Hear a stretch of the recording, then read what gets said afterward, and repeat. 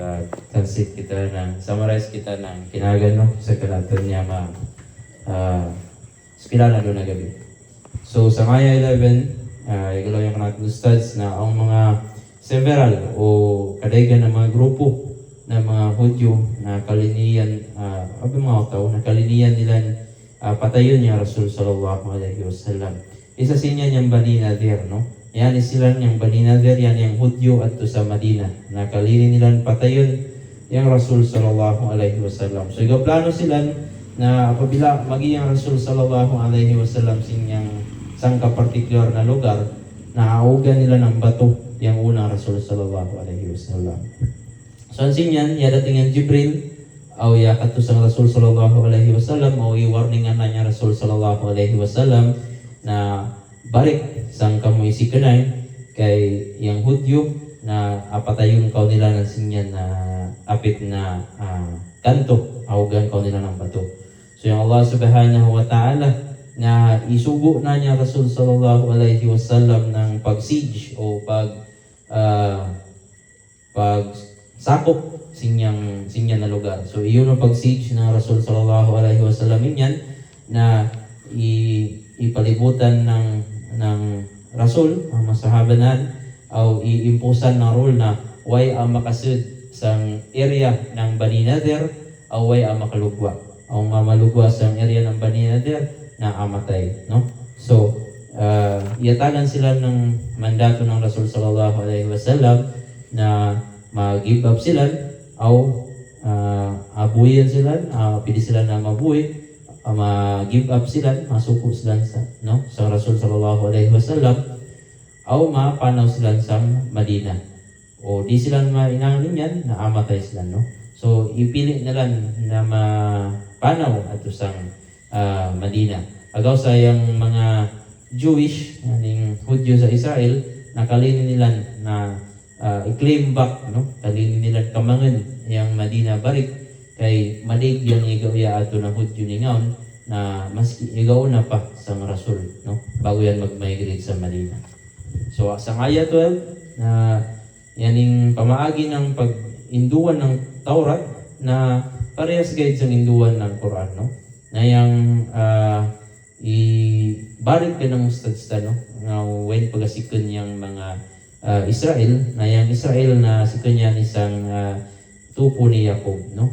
Na yung Israel na ang dusi katripunan, no? Mga anak yan ni Jacob, no? Sikon sang mga anak ni Jacob, dusi katribo yung ihalugwan sa niyan. So, yung Allah subhanahu wa ta'ala ikumandan, no? I-require yung mga Hudyo na sambayan kamo, pagsakat, o pagpangintusang mga nabi o rasul ko, no? So, o pagpabus kamo ng sapi sang Allah, sa pagpabus kamo ng madyaw na sapi, no? Na ato sang Allah subhanahu wa ta'ala, i-term niya ng loan, no? Good loan, no? So, diyan na riba, no? So, yung mga Hudyo, baling ka hinawayon nila, no? Igainang sila ng mga sarcastic o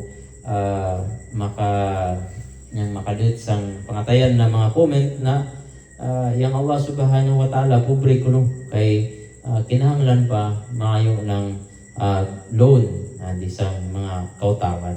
Okay? Na nga, uning pakinagan na i-term ng Allah subhanahu wa ta'ala na loan yan kay malini, no? Malini ang Allah subhanahu wa ta'ala mag-rich ka natin, mag-reward ka natin. Agaw sa inanglan ng loan yan kay para mandatory sang part na maatag balik ka natin, na abayaran kita balik ng katsawan, no? So yung Allah subhanahu wa ta'ala kalinin na ng mga Hudyo na maatag ng sadaka, no?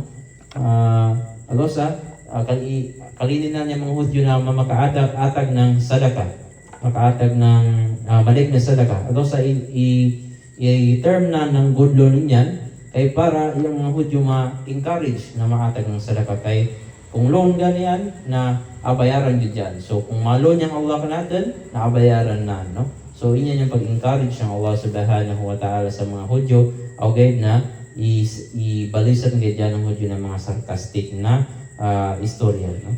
So Igalaw yung Allah subhanahu wa ta'ala sinyan na apabila karikudan mayo yan yung isugo o kamayo na sa kaban na ya sikuhay kamo sang tinod na dan ng agama Islam, no? So ayat 13 ay mga Hudyo na uba nila permit yung kalampasan, no? Sa Allah subhanahu wa ta'ala. So Allah subhanahu wa ta'ala isumpa sila o iinang yung kanilang mga pangatayan na di da makatupad o makakamang ng guidance, no? Ng induan ng Allah, no? Ng kadyawan, no? So yung kanilang isiliwan yung kanilang pangatayan na di da sila na doon makadawat ang makakamang ng guidance na kadyawan sikon sang Allah. Sang ang mga inang nila na iinang nila na iilisan nila ng mga verses o ng paglawman sa Torah, no?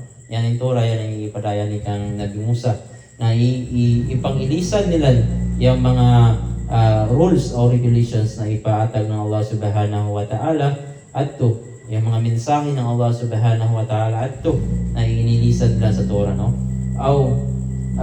Igalaw yung Allah subhanahu wa ta'ala na di kita maundang makakita ng mga pamaagi nila na mangkatay, ng mga pamaagi nila na deceit, ng mga kanilang pagpangatik nila o mga karumal-dumal na mga krimen nila, no? Na permit sila magainang ng kasapadan, no? O trouble. Okay, yung Allah subhanahu wa ta'ala igalaw na ampo na sila, no? Ampo na sila o pabayay dahin niya, no? Sabad na yung Allah subhanahu wa ta'ala na kalinian na yung mga muhsinun, no? Yung pangampo. So, igalaw yung sa itafsiran na niya na ampunan ta sila, okay, kinahanglan di sila malugwa sa red line, no? Una yung red line, no? Na ilaw ng salsa, yan yung ubos-ubos na bawal sa Islam, no? Against Islam, no? So, kung maka-cross na sila sa linya na bawal sa Islam, na kinahanglan na sila mag-punish, no? Ay Rasul sallallahu alaihi wasallam na stick to yan sang mga butang na maka-apekto sa Islam. Stricto yan sa mga butang na maka-apekto sa Islam o malumana yan o magpangampo yan, maampunan yan sa mga butang na maka-apekto kahit sang kanahan ginawa. So sang aya 14 na ko ng Allah subhanahu wa ta'ala yung mga Kristiyano, no? Yung aya na yan na yung mga Kristiyano ko, no? Yung panumpa sila, yapasan sila sa Allah subhanahu wa ta'ala na sunodon nila ng Islam o sunodon nila ng kanan mga nabi o rasul, no? Okay, na i-abandon nila yung kanilang pagsunod sa niyan, yung kanilang pasad o i-abandon nila yung values nila o i-abandon nila yung mensahe na iatag kanila, no? Imalig yung ilahi nila, no? Iilisa nila sa Injil, no? Para gayud na mauyon sa kanilang pamaagi, no? So, yan ipada ng Allah subhanahu wa ta'ala yung mga libro, mugunawa ng Injil kay para ma-rectify o para ma-correct itong mga changes na mga kabaguhan na ininang ng Hudyo sang kanilang libro na Torah, no? Ano ipadaya ng Injil o ipadao man yan ng Quran para uman na ma-rectify o amadayaw, no? Ma-correct yung mga kabaguhan na ininang ng mga Kristiyano at sang Injil. So yan yung pakinggan, no, ng pagpadasin, no? So yung mga Kristiyano i-abandon nila baling kadig ng parts ng Torah o Injil na i-abandon nila, no? Na iatagan sila ng Allah subhanahu wa ta'ala ng kasina sa kanilang mga sarili, sa kanilang mga inagad o kalangat, no? Agosa makita tayong mga Kristiyano na baling kadig ng kanilang mga sekta, no? May igakanat yung sekta nila. Okay, o yung mga Kristiyano uman na mapagbisog sila sa kaislaman, united sila, no? United sila sa hatred nila sa kaislaman. So inyong kaingatan ng Allah subhanahu wa ta'ala kanilang yung kasina o yung langat sa kaislaman, no? So sa Islam na ikumandang kita ng Allah Subhanahu wa Ta'ala ng paglaw ng mga unong ikuman kanatan sa Islam, no? Ang Allah Subhanahu wa Ta'ala i-inform ipatigam na niya Rasul sallallahu alaihi wasallam ng mga pasad na iatagnan, mga promise na iatagnan sang kautawan, no? Utaw ng scriptures, people of the book, yan ay kayang mga Hudyo o yung Kristiyano, no? So ipatigam na niya Nabi Muhammad sinya, no? So ubos na kinahanglan kita na ma-follow, no? Masunod sa pinaka-latest na libro na inyang kayang yaga rectify o yaga hilot o yaga bung sang mga kabag-uhan ng ininang ng Hudyo o ng Kristiyano sang kanilang mga libro na ipadaka nila, yaning Quran, no? So kinahanglan ta sumunod sa pinaka-latest na libro na iatag ka natin ng Allah Subhanahu wa Ta'ala, yung Quran. Kaya kung di kita sumunod sa Quran, na asilyo ng Allah Subhanahu wa Ta'ala yung kanatin pangatayan. O yung di da malugwa o masud yung kadjawang kanatin, o di da man malugwa o masud yung katan kanatin, no? So i-emphasize kinong sa naong mga Ansar. Yan yung mga Ansar, yan yung mga Arab sa Madina. Naong 12 ka tribes ng Ansar, no? Tung ka tribes yan, sub-tribe na niyang Arsh, no? Tulong ka sub-tribe is Arsh, no? Ang 9 naman ka sub-tribe yung Khadrash, no? So, yan sila na mga tribo at sa Madina na tribo ng Arab na gapasad sila ng allegiance o pagpanginto sa Rasul sallallahu alaihi wasallam, no? Yang Allah Subhanahu wa Ta'ala galaw na sa banabon na hantod sa sunodon pa mayo yang Nabi Muhammad sallallahu alaihi wasallam na iyan ako kamayo, no? Iyan ako kamayo, inagad mayo ako apabila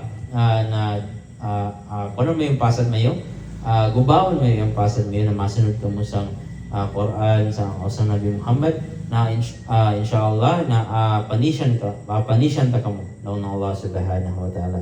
So sino-sino itong di makasunod sang pasad nila na di makadawat ng tabang ng Allah Subhanahu wa Ta'ala. Yung mga Kristiyano i-attribute sila ng Trinity, no? Yan yung pinakasikat na attribution ng Kristiyano sang Allah, na yung Allah ko ng tulo, no? Na kinahanglampanan ng anak o kinahanglampanan ng asawa, no? So yan yung Allah Subhanahu wa Ta'ala para sa Kristiyano, no? Na yung Allah Subhanahu wa Ta'ala yan na pagpanginto contradiction, no? Contrary laban sang idakwa ng Nabi Isa na yung Allah Subhanahu wa Ta'ala di nang kinahanglan ng anak, di man nang kinahanglan ng asawa. O yan gadyang isa, yan gadyang kinahanglan ta simbahan waday lain na, no? Sa ayang 15 ng 16 na yasin ng mensahe ng Allah sini kanatin na